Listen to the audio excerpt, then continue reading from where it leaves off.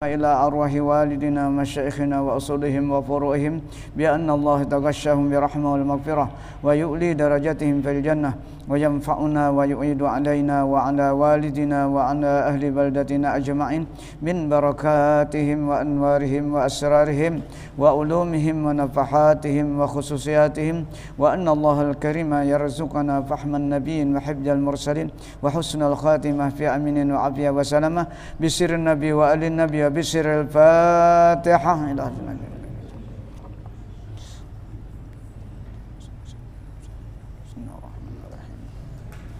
إياك نعبد وإياك نستعين صراط المستقيم صراط الذين أنعمت عليهم غير المغضوب عليهم ولا الضالين آمين يا الله يا رسول أعوذ بالله من الشيطان الرجيم بسم الله الرحمن الرحيم.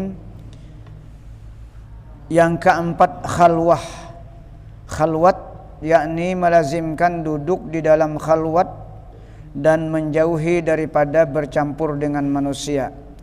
Jadi untuk mencapai makam ma'rifah ada 4 kemarin. Pertama ju', yaitu lapar, artinya makan yang sedang, jangan terlalu lapar dan terlalu kenyang. Yang kedua sahrun, yakni berjaga malam, banyaki beribadah pada waktu malam. Yang ketiga as-sumtu, yakni melazimkan diam dari berkata-kata. Kemudian yang keempat, ini untuk mencapai makam ma'rifah, yaitu khalwat. Khalwat yakni melazimkan duduk di dalam khalwat dan menjauhi daripada bercampur dengan manusia. Dan adalah yang demikian itu dengan jisim, dengan anggota, yaitu hal orang-orang yang menuju Allah, dengan hati juga, hatinya selalu menuju Allah, yaitu hal orang-orang yang arifin, artinya gawian pekerjaan orang-orang yang murid yang menuju Allah dan orang-orang para aulia Allah, seperti itulah. Dan faedah berkhalwat itu supaya menghilangkan dari dalam hati itu membimbangkan akan yang lain daripada Allah Ta'ala, menghilangkan, membimbangkan selain daripada Allah Ta'ala. Artinya Allah aja yang diingat. Itu maksud khalwat, supaya selesai hati itu semata-mata hadir pada hadrat Allah Ta'ala. Sebutkan dalam kitab khalwat itu apa? Hakikatul khalwati al-inqita'u minal khalwah minal khalqi ilal haqqi. Orang yang benar-benar berkhalwat itulah memutuskan hubungan dengan manusia ilal haqqi, menuju Allah. Karena itu latihan. Li'annahu safarun minan nafsi ilal qalbi. Melatih nafsu supaya nafsu itu tunduk kepada hati. Nah, itu maksudnya. Kita ini kadang-kadang kan hati yang tunduk, hati yang kalah kehendak nafsu. Jadi khalwat itu perjalanan nafsu ilal qalbi, melatih nafsu supaya tunduk diperintah oleh hati. Nafsu ini apa? Nafsu amarah, nangka 7 macam-macam urusan dunia aja lah. Wa minal qalbi ilar ruh. Nah, dari latihan hati itu sampai kepada roh kita. Artinya tujuan terakhirnya hati kita itu perangkatnya adalah roh. Apabila sudah dikendalikan roh, karena roh itu tidak pernah lalai dengan Allah, tidak pernah lupa dengan Allah. Itulah yang dekat dengan Allah, yang dikehendaki dengan wa nahnu aqrabu min hablil warid wa nahnu aqrabu ilaihi min hablil warid, dan kami jar Allah Ta'ala lebih dekat kepada kamu itu daripada ulat lehermu dan darahmu. Karena ada jaraknya kalau itu yang dikehendaki kepada roh kita, bukan kepada jasad kita. Nah, jadi roh tuh kada pernah lalai, kada pernah lupa. Nang lupa tuh hati kita yang setelah dimasuki oleh nafsu, itu maksudnya. Jadi khalwat ini tujuannya untuk melatih nafsu ini supaya tunduk, supaya bisa diperintah oleh hati. Karena jar Rasulullah napa? Musuh yang paling berat itu adalah di dalam diri kita. A'da a'duika an-nafsul lati baina jambaik, kata Rasulullah. Musuh yang paling berat, yang sulit dikendalikan dan dirasakan adalah nafsu kamu yang berada di antara dua lambung kamu. Itu nang alih benar. Nah, bila itu sudah menguasai tubuh kita, ya selesai, kita sudah banyak lalai kepada Allah Subhanahu wa taala. Tujuan daripada orang berkhalwat itu apa? Summa fi nihayatihi minal khalwah litahaqquqihi biunsillah, supaya hati ini jinak dengan Allah Subhanahu wa taala. Menjinak artinya apa? Kalau seseorang tuh jinak on kita ini kada mau terpisah. Binatang-binatang kalau jinak on kita ini nak berparak terus, kayak itu juga maksudnya hati kita ini kada lalai awan Allah. Maka banyaki berzikir.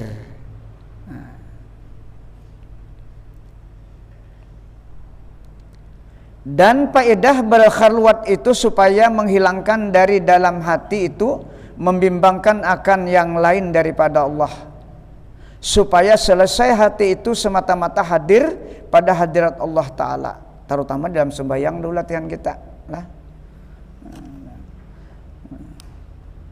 Dan yang terlebih baik ia berkhalwat di tempat yang kalam, sekira-kira tiada ia melihat akan sesuatu yang membimbangkan akan hatinya.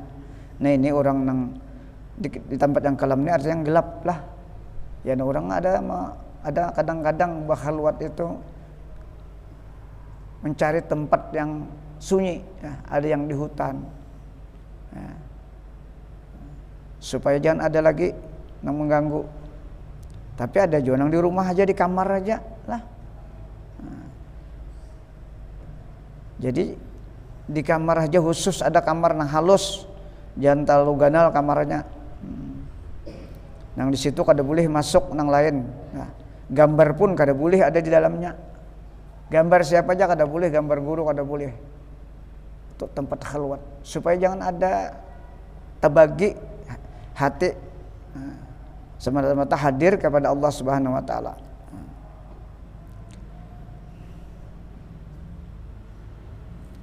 Maka jika tiada dapat berkhalwat di tempat yang kalam, di tempat yang agak gelap, maka hendaklah ditutupnya akan kepalanya itu dengan kain, serta dipejamkannya akan kedua matanya. Nah itu waktu berzikir lah, atau apa yang dibaca. Seperti itu caranya. Karena penglihatan ini itu bisa mengganggu hati. Apa yang dilihat kena masuk ke hati. Walaupun untuk pembacaan, kayak kita sembahyang juga. Nah, untuk pembacaan hati berpandir. Itu gambarannya. Nah. Maka ketika itu diamlah segala anggotanya, maka mendengar ia akan suruh Tuhannya, dan melihat ia dengan mata hatinya itu akan keelokan hadrat Tuhannya. Dan adalah Nabi disuruh oleh Tuhannya pada ketika ia berkhalwat di dalam gua Bukit Jabal Nur dengan firman Allah, ya ayyuhal muzammil. Jadi Nabi itu berkhalwat selama 3 periode dalam bulan Ramadan. Nah, di bulan Ramadan jadi ada khalwat. Jadi khalwat itu memang contoh dari Rasulullah. Nah, contoh dari Rasulullah. Jadi Nabi itu keluar dari rumah. Nah, Jabal Nur ini 7 kilo dari Mekah.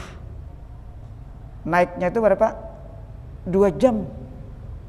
Kalau ini naiknya tuh sudah bertangga tuh, kada gampangan sih Din.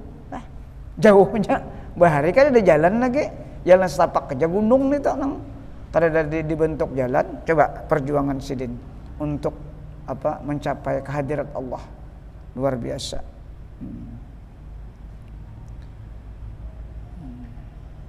Jadi semua orang-orang aulia Allah pasti ada khalwat. Artinya paling tidak khalwatnya tuh hatinya dengan Allah walaupun awaknya bercampur manusia, itu sekurang-kurangnya.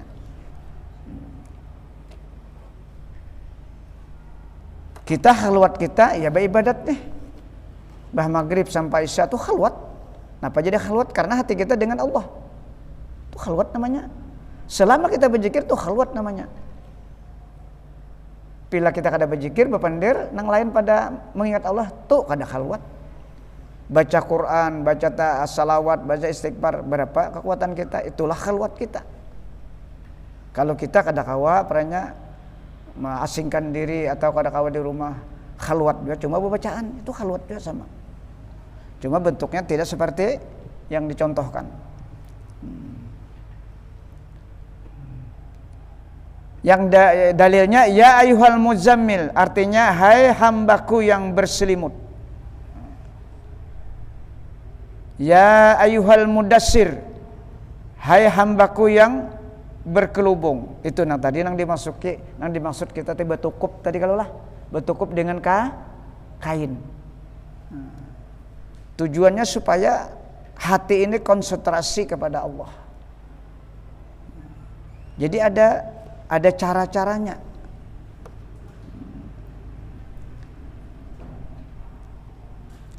Maka apabila dikerjakan akan yang demikian itu di dalam khalwat serta dengan berlapar dan berjaga dan diam daripada berkata-kata dan duduk ia menghadap kiblat serta suci daripada hadas, maka dikatanya dengan lidahnya Allah, Allah, Allah. Nah ini orang sudah lanjut adalah perjalanannya. Nah. Atau la ilaha illallah. Nah jadi zikirnya itu. Nah. Jadi semua para aulia Allah itu zikirnya la ilaha illallah untuk mencapai wasilnya.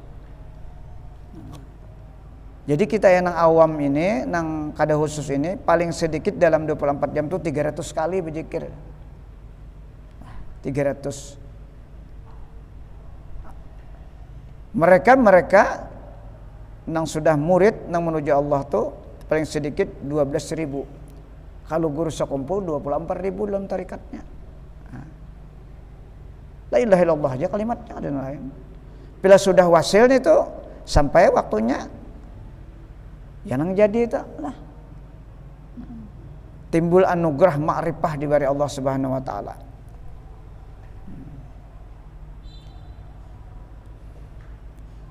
Atau segala zikir yang ditalkinkan akan dia oleh gurunya.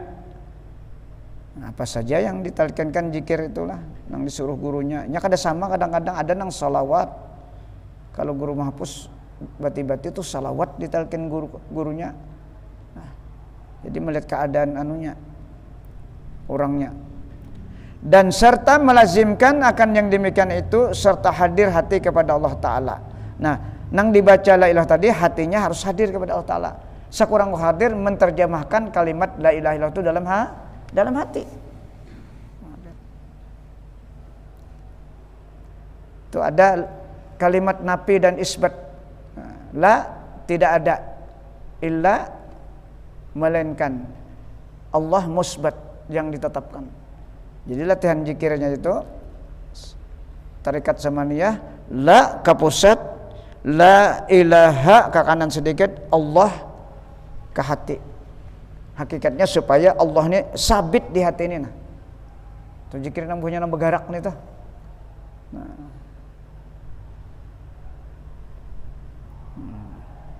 Cuma pila orang jalan nur kada kayak itu lagi. Pila orang jalan nur nih lah, jalan Rasulullah. Hakikat nang berjaga itu adalah nur Nabi kita.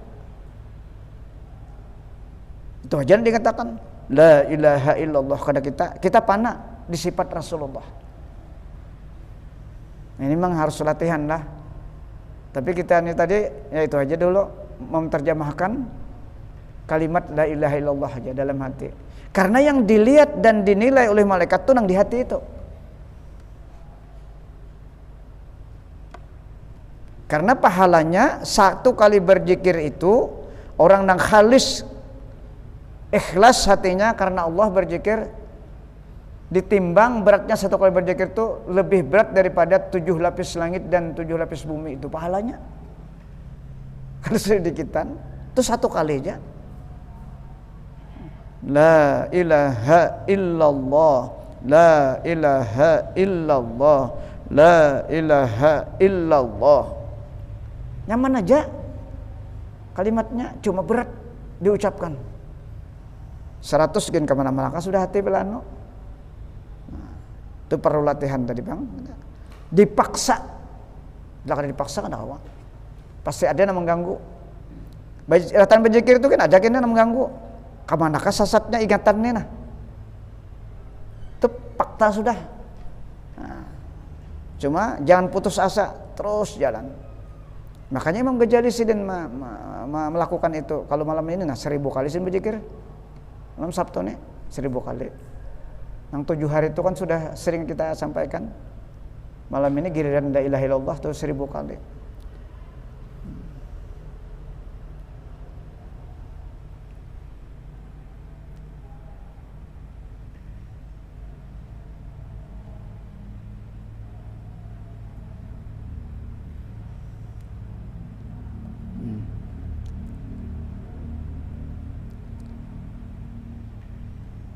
Atau segala zikir yang ditalkinkan akan dia oleh syekhnya atau gurunya, dan serta melazimkan akan yang demikian itu, serta hadir hati kepada Allah Ta'ala, dan adalah telinganya itu senantiasa mendengarkan akan zikirnya itu. Nah ini orang zikir-zikir nang mubtadi nah hanyar disuruh nyaring. Kenapa jadi nyaring? Karena hati kita ini masih keras lah, supaya nang kita dengar nih kalimat Allah, la ilaha illallah. Jangan terlalu nyaring benar juga, nang sekitar telinga mendengar aja, itu maksudnya nah. Ada nang bemik pun berzikirnya, tuh orang lain nang mendengar. Nah, ini kan ada lagi urusan orang lain kita ibadah nih. Kita hanya fokus hati kita menuju Allah. Kadang anak didengar orang lagi. Kalau kita berzikir dilanggar di bemik, itu kan tahap latihan aja. Tapi yang bagus jangan bemik. Di dalam aja.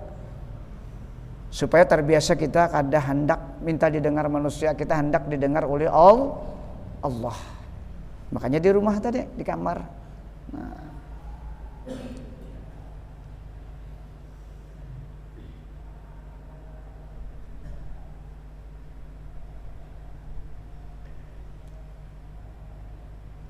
Jadi senantiasa mendengarkan telinganya itu akan zikirnya itu, dan senantiasa disebutnya akan zikrullah itu Allah Allah itu, hingga mudah lidahnya itu menyebut zikir itu dengan sekira-kira, lalu zikir itu atas lidahnya dengan tiada ikhtiarnya, kemudian maka kembali zikir dengan lidah itu kepada zikir dengan hati. Nah orang sudah ringan, kada terasa lagi, kada karena kehendaknya lagi tuh. Nah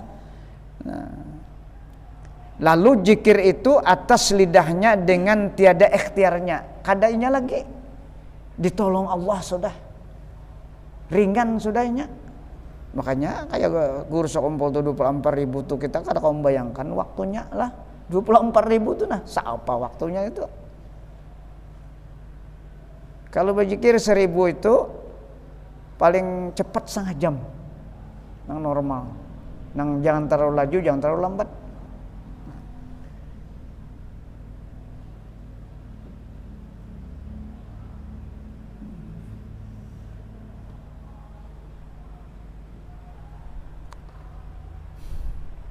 Kemudian maka kembali zikir dengan lidah itu kepada zikir dengan hati. Hati pulang berzikir. Demikianlah dikekalkan zikir yang demikian itu di dalam khalwat itu. Maka apabila diam hati daripada zikir itu, maka diulangi pula dengan zikir pada lidah, hingga hapus segala huruf zikir itu daripada dalam hati, dan segala zikir Allah di dalam hati, dengan semata-mata ingat akan Allah Ta'ala, padahal sunyi ia daripada huruf itu dan sunyi daripada berbilang-bilang. Ini sudah jadilah kisah orang nih, kisah bubuhannya nih. Nah, kada berbilang lagi zikirnya tuh. Ini sudah jadi. Berjalan seorang, jangan masjid itu berjalan seorang sudah. Nah. Tapi tahap latihannya ya tadi banyak. Maka jadilah halnya itu syuhud kepada semata-mata zat Allah Ta'ala, yang tiada baginya rupa dan tiada baginya warna dan tiada seumpamanya sesuatu yang baharu ini, hingga panaklah ia daripada sesuatu dan daripada dirinya, dan tiada yang maujud itu hanya Allah Ta'ala. Ini anugerah sudah. Diberi anugerah pana. Arti pana ini kada merasa lagi. Nang berlaku itu sifat dan kudrat Allah Subhanahu wa Ta'ala. Karena dengan latihan tadi. Itu yang disebut dalam Al-Quran. Surah Al-Ankabut terakhir. Walladzina jahadu fina lanahdiyannahum subulana. Dan mereka-mereka yang betul-betul bersungguh-sungguh kata Allah untuk menuju kami, mencari kami, lanahdiyannahum subulana. Itu jawabnya. Pasti mereka itu kami berikan jalan untuk menuju kami. Nah, itu pasti. Tapi bersungguh-sungguh. Nah, arti bersungguh-sungguh bahimat.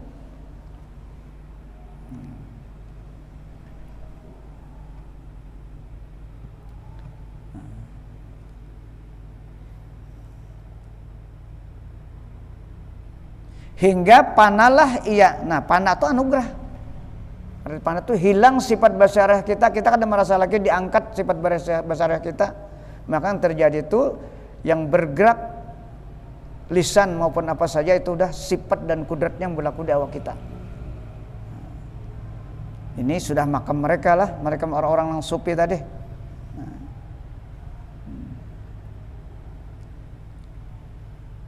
Hingga panalah ia daripada sesuatu dan daripada dirinya, dan tiada yang mewujud itu hanya Allah Ta'ala. Inilah perhinggaan martabat orang-orang yang arifin dan orang-orang muqarrabin. Dan apabila melihat akan sesuatu yang datang di dalam khalwatnya itu, maka jangan dihiraukan akan dia, dan hanya saja semata-mata ingat akan Allah Ta'ala juga, seperti firman Allah Ta'ala. Jadi dalam hal itu ada gangguan, macam-macam gangguannya, ada pada suara. Nah, seperti Abdul Qadir Jailani kan gangguannya setan datang, cahaya dulu datang, kemudian suara. Nah itu orang contohnya tuh. Nah, ya nang kadang-kadang tertahan di jalan tuh lah, tamandak di jalan, tak ambil tawaran-tawaran di dalam perjalanan khalwat. Ya bila tak ambil tuh, ya nang bisa macam-macam tuh lah, sakti orangnya, tapi tamandak. Sebagaimana firman Allah Ta'ala, Qulillahu summa zarhum fi khawdihim yal'abun, surah Al-An'am 91. Artinya kata olehmu ya Muhammad, ingatlah akan Allah Ta'ala, kemudian tinggalkan akan mereka yang lain daripada Allah Ta'ala itu di dalam pekerjaan mereka itu, padahal mereka itu bermain-main. Itu dalilnya. Nah, jadi gangguan itu ada dalam khalwat, macam-macam. Nah, kadang-kadang awak kita nang sakit garing macam-macam, itu bagian gangguan, dicoba Allah Subhanahu wa Ta'ala. Yakni jangan ingat sesuatu yang lain daripada Allah Ta'ala itu, melainkan semata-mata ingat akan Allah Ta'ala yang wajibul wujud, yang mutlak. Demikianlah disebutkan oleh Imam Ghazali rahmatullah.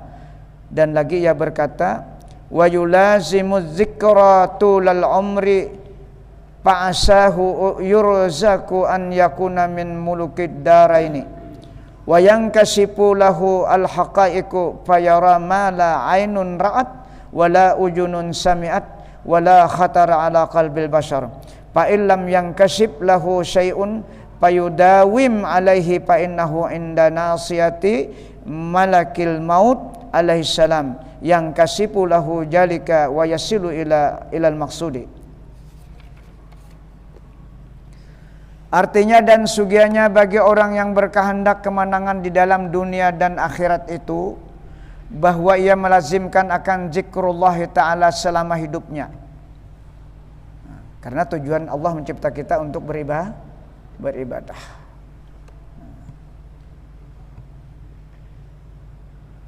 Maka mudah-mudahan diberi rezeki akan dia oleh Allah Ta'ala, bahwa ada ia dapat daripada kerajaan dua negeri, yaitu dunia dan akhirat. Dan mudah-mudahan dibukakan baginya itu akan ilmu hakikat, maka melihat ia barang yang tiada pernah melihat oleh mata kepalanya, dan mendengar ia akan barang yang tiada pernah didengar oleh telinganya, dan mendapat ia akan barang yang tiada pernah terlintas di dalam hati manusia. Nah, ini cobaan